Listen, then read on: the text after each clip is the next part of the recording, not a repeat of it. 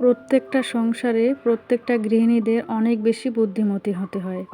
সংসারে গৃহিণীদের অনেক বেশি বুদ্ধিমতী হতে হয়, কারণ এটি একটি সংসারে শুধু ঘর গোছানো নয়, বরং ভালোবাসা, ধৈর্য আর বোঝাপড়া এবং দায়িত্ব দিয়ে সুন্দরভাবে ধরে রাখার নামই হলো সংসার।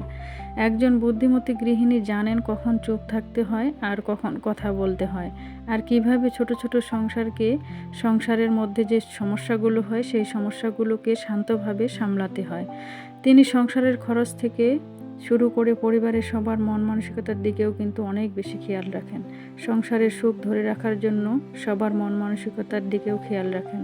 সংসারের সুখ ধরে রাখতে গৃহিণীদের মাঝে অনেকগুলো গুণ থাকা প্রয়োজন। সেই গুণগুলো হচ্ছে ধৈর্য এবং সহনশীলতা, সময় বুঝে সিদ্ধান্ত নেওয়া, অল্পতে সন্তুষ্টি থাকার মানসিকতা, সবার প্রতি সম্মান ও ভালোবাসা, নিজের কষ্টগুলোকে লুকিয়ে রেখে পরিবারের মধ্যে সবার সাথে সুসম্পর্ক বজায় রাখা। একজন বুদ্ধিমতী নারী কখনো শুধু নিজের কথা ভাবেন না, তিনি পুরো পরিবারের প্রতিটা সদস্যের কথা কিন্তু ভাবেন।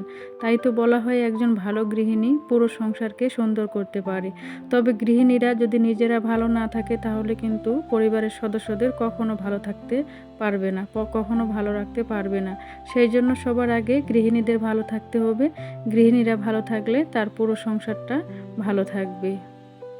গৃহিণীরা শুধু সংসার সামলান না, তিনি পুরো পরিবারটাকে নিজের ভালোবাসা দিয়ে সবসময় আগলে রাখেন। বিসমিল্লাহির রহমানির রহিম। হ্যালো এভরিওয়ান, আসসালামু আলাইকুম। ইউটিউবের সকল ভাই ও বোনেরা, আশা করছি আপনারা সবাই অনেক ভালো আছেন। সৃষ্টিকর্তার অশেষ রহমতে আমিও ভালো আছি।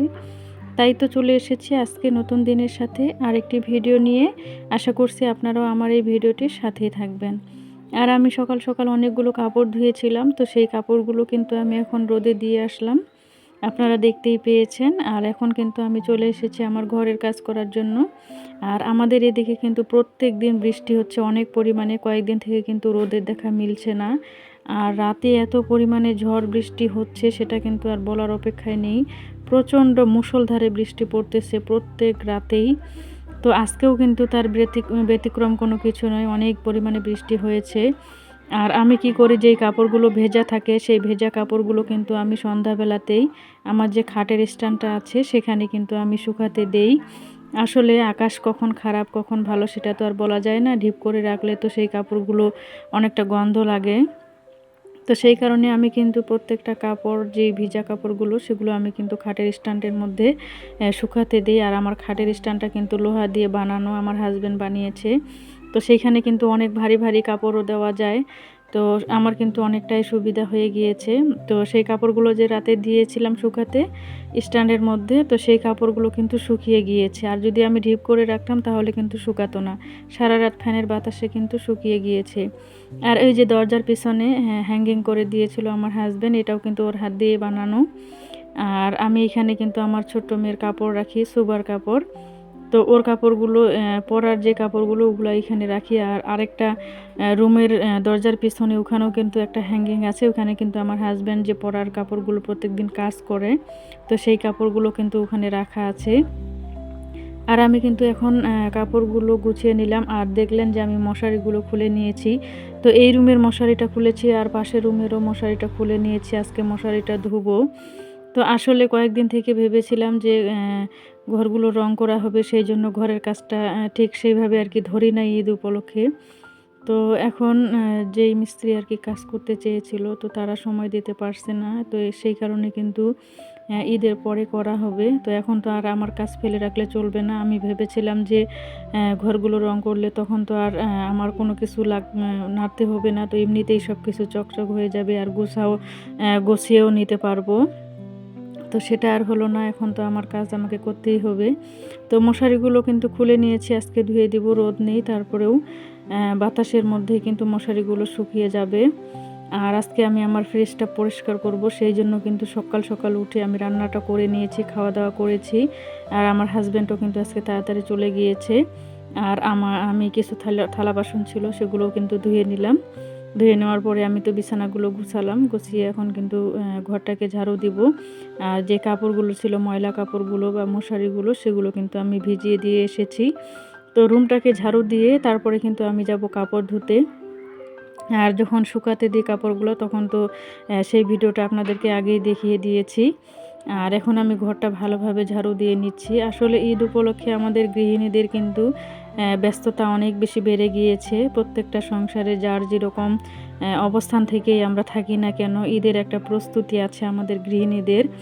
তো সেখান থেকেই কিন্তু আমারও কিছু কিছু কাজকর্ম আমিও করতেছি ঈদ উপলক্ষে আর কি।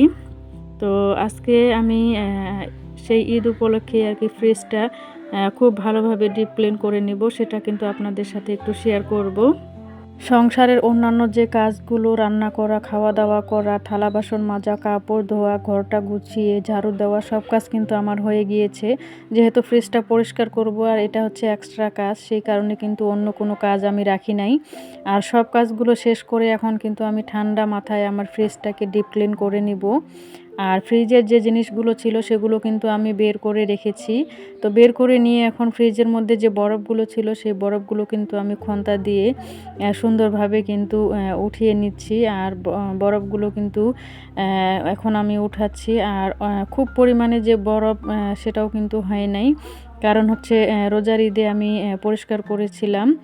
আর তখন তারপরে কিন্তু আমি আর উপরের অংশটা যেটা হচ্ছে ডিপ আর কি, সেটা আমি পরিষ্কার করিনি। তো যদিও নর্মালটা ২-১ বার পরিষ্কার করেছি, নর্মালটা যেহেতু সবসময় ব্যবহার করতে হয়, তো সেই কারণে কিন্তু আর খুব একটা বরফও নেই।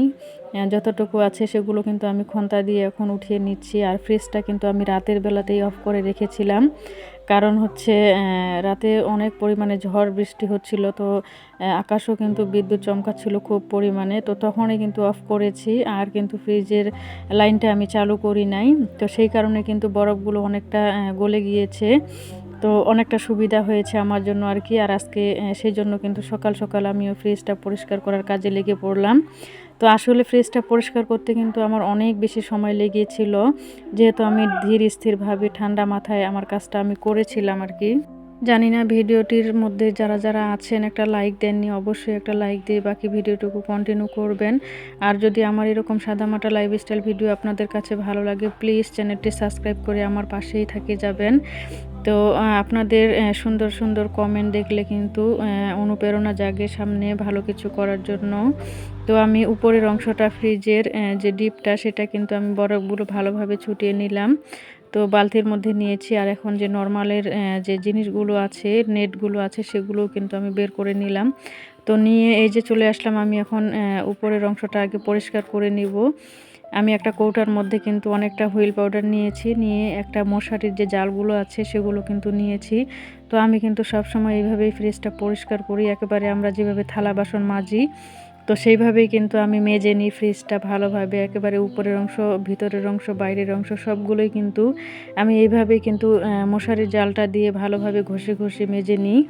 তো নিয়ে তারপরে কিন্তু এইভাবে যদিও পরিষ্কার করতে অনেকটা সময় লাগে, অনেক বারবার করে পরিষ্কার করতে হয়, ঘষতে হয়। আপনারা দেখতেই পাচ্ছেন যে আমি জালটা দিয়ে খুব সুন্দরভাবে মুছে নিচ্ছি, ভালোভাবে ঘষে নিচ্ছি। তো আমার কিন্তু অনেকটাই সময় লেগেছিল, বারবার করে মুছছিলাম। তো তারপরে কিন্তু আমি একটা সুতি যে কাপড় আছে সেই কাপড়টা দিয়ে আবার ভালোভাবে মুছে নিচ্ছিলাম। তো আসলে ফ্রিজটা যখন পরিষ্কার করা হয় তখন কিন্তু আমার কাছে কী যে ভালো লেগেছে, অনেক সুন্দর কিন্তু চকচক হয়ে গিয়েছে, মনে হয় যে এখনই নিয়ে আসলাম দোকান থেকে। তারপরে কিন্তু আমি বাহিরের যে অংশটা আছে সেটাও কিন্তু আমি সেই মশারির জালটা দিয়ে ভালোভাবে মেজে নিয়েছি। তো নেওয়ার পরে সেখানেও কিন্তু আমি কাপড় সুতি কাপড়টা দিয়ে আবার ভালোভাবে মুছে নিয়েছি। তো অনেক সুন্দর কিন্তু লাগতেছে। আজকের ভিডিওটা এখানেই শেষ করলাম। সবাই ভালো থাকবেন, সুস্থ থাকবেন। আল্লাহ হাফিজ। আসসালামু আলাইকুম।